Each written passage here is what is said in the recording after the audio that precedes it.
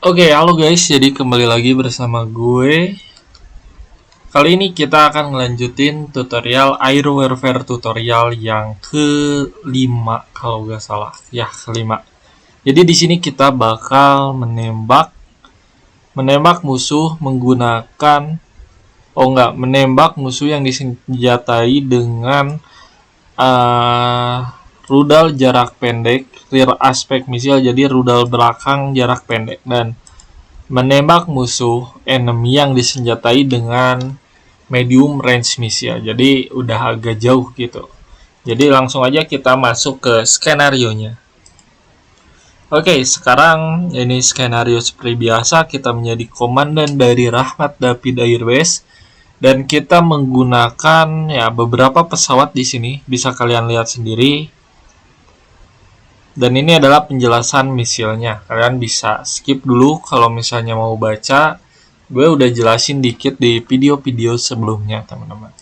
Oke, jadi kita langsung aja mulai gamenya dan kita percepat waktunya ke 15 detik, teman-teman. Oke, kita dapat data in the legend bahwa TU-22 Backfire sekarang lagi nge-escort kita, teman-teman. Dan kita harus menghancurkan dia. Dan ada fighter yang ngelindunginya, yaitu MiG-21 Fishbed dan MiG-23 Flogger. Nah, katanya Fishbed itu disenjatai dengan short range rear aspect, terus A2 Ethol dan AA8 Apid. Jadi gue bakal bisa menembak jatuh mereka dengan mudah katanya. Kalau Flogger nih, yang satu lagi MiG-23 Flogger disenjatai dengan AA7 Apex A missile dan range-nya 16 nautical mile. Jadi ini udah cukup waspada ya, teman-teman. Dan di sini kita disuruh untuk menerbangkan dulu G550 AEW kita, teman-teman. Kita langsung aja seperti biasa, kita buat reference point dulu di sekitaran sini biar menjadi triangulasi, teman-teman. Kan kita udah punya radar nih di sekitar sini, lalu kita punya lagi radar di sini, dan akhirnya nanti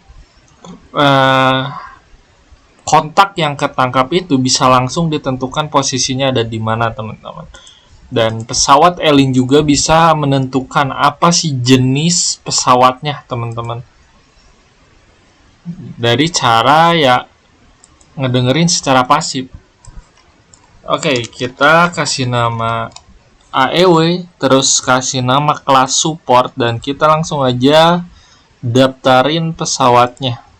Gue langsung aja masukin, dan pesawat yang bakal terbang adalah satu, teman-teman. Jadi yang satunya lagi bakal diem di base.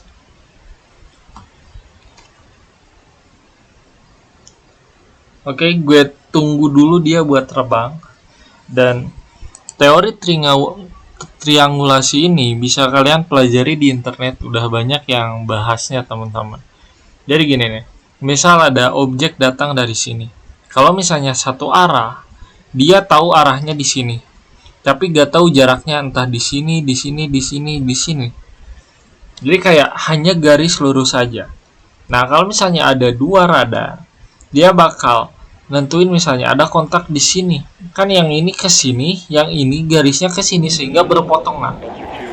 Nah, garis yang berpotongan itulah yang menyebabkan kontak musuh langsung terdeteksi bahwa ya itu di situ gitu. Dan ini tuh biasa dipakai dalam militer. Namanya adalah triangulasi, teman-teman, kalau kalian belum tahu. Oke, kita langsung nyalain aja radarnya. Dan kita langsung dapat kontak, teman-teman. Nih.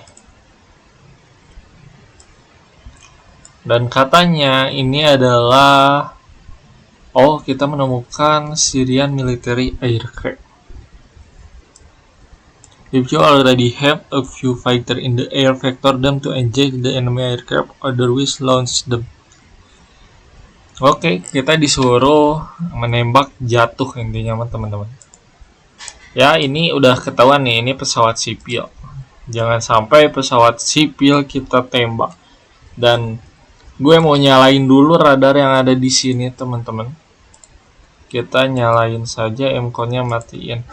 Dan pesawat yang kita deteksi adalah Fishbane yang tadi, yang short range itu sebenarnya ini gak mengancam, teman-teman. Pesawat kita lebih canggih dari pesawat mereka. Kita coba pakai ini aja kali, cukup ya, F-15 Eagle. Oke lah, gue luncurin ini satu grup.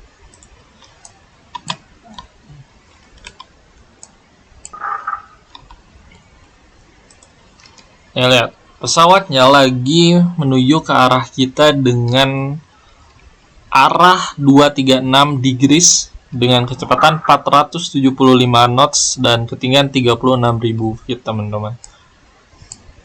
Ini biasanya kalau misalnya ini nih, lihat, pesawat sipil tuh kecepatannya biasanya gak nyampe 400 atau 500-an.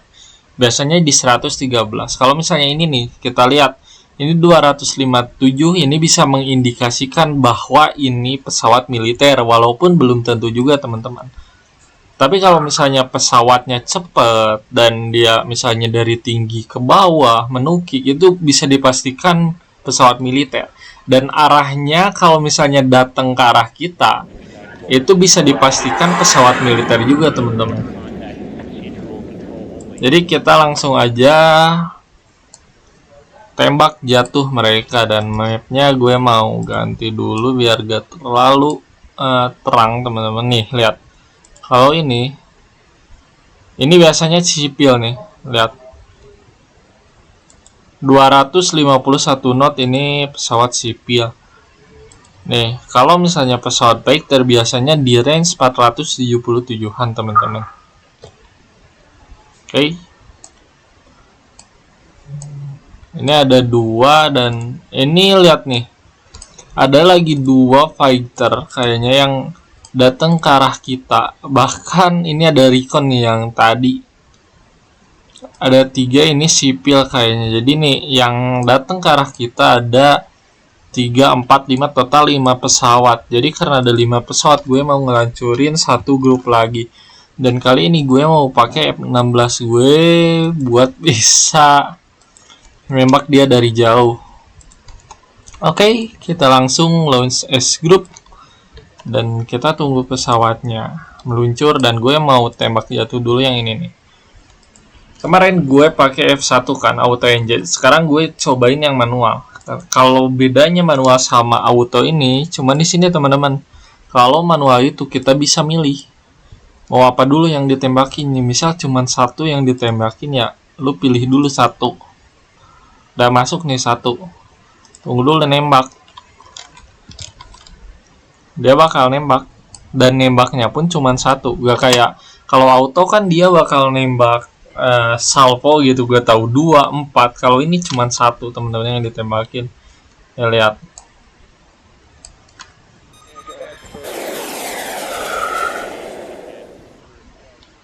Kalau misalnya satu gak kena, biasanya pilot bakal terbangin lagi, teman-teman. Tuh, jarak rudal mereka kelihatan nih deket banget, cuman segini. Tuh, gak kena. Ini langsung auto, teman-teman. Kenapa auto? Karena WRA-nya belum gue setting.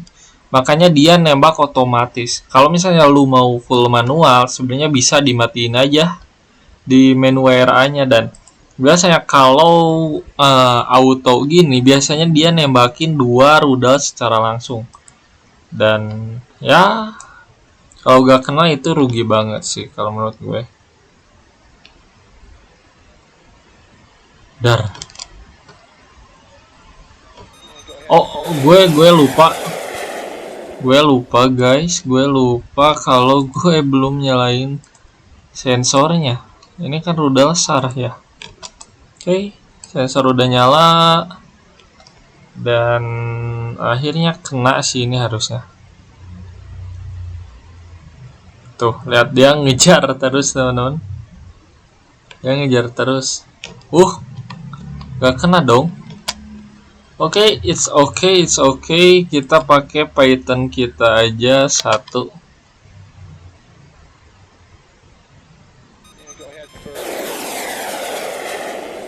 Ya, emang kadang kita itu tidak kena, tapi tuh kita berhasil ngedain musuhnya pakai senjata Python kita. Dan di sini kita masih punya teman-teman 2-3 aim Sidewinder, tapi Sparrow-nya cuma nyisa satu lagi. Jadi kita langsung aja tembak dia pakai satu Sparrow, teman-teman. Kita tembak ini. Nih, dia langsung auto ke target dan dia bakal nembakin rudalnya.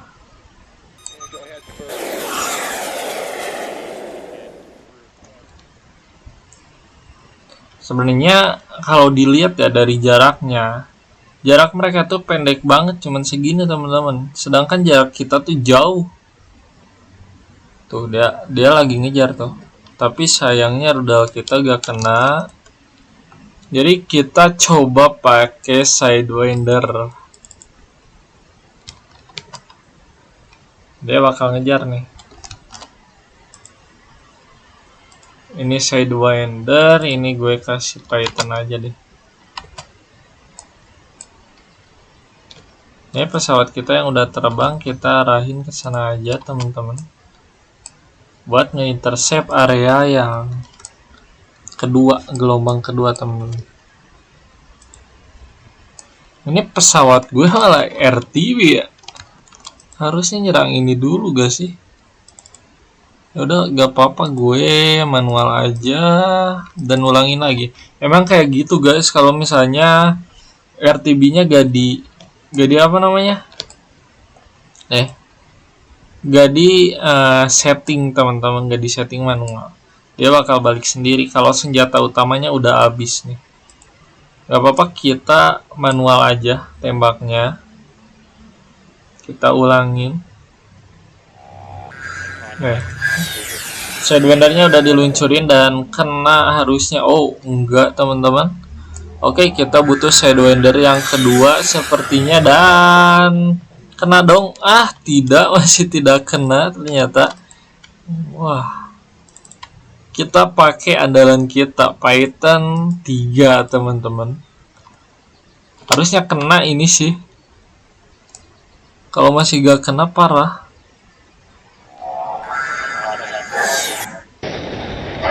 Selalu teman-teman ya, dari tadi kita pakai rudal SAR kita yang AIM 7 Sparrow gak kena, tapi giliran pakai Python 3 itu auto kena. Gue gak tahu kenapa.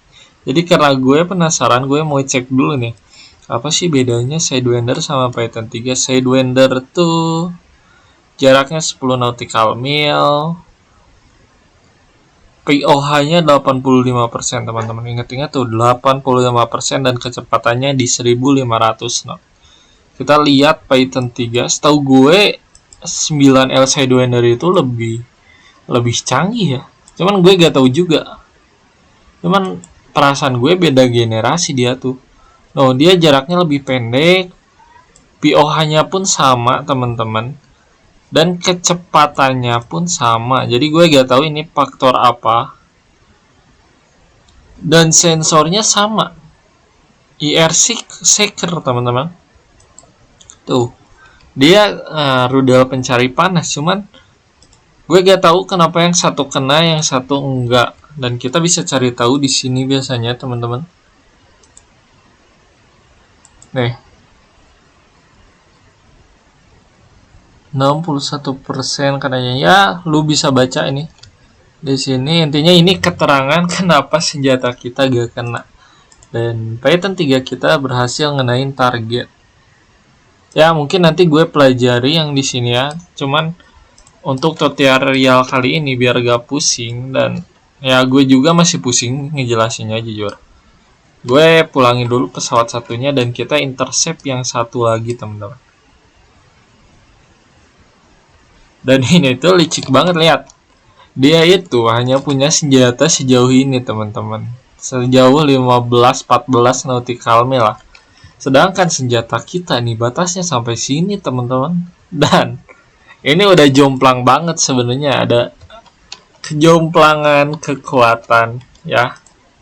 Kita langsung aja arahin ke MiG musuh pakai 1 AMRAAM dulu aja. Kita tembakin nih. Kita sekarang pakai rudal ARH atau Active Radar Homing, dan dia pun langsung auto menembak yang ini teman-teman. Biasanya ini 2 sih. Oh 1 ya.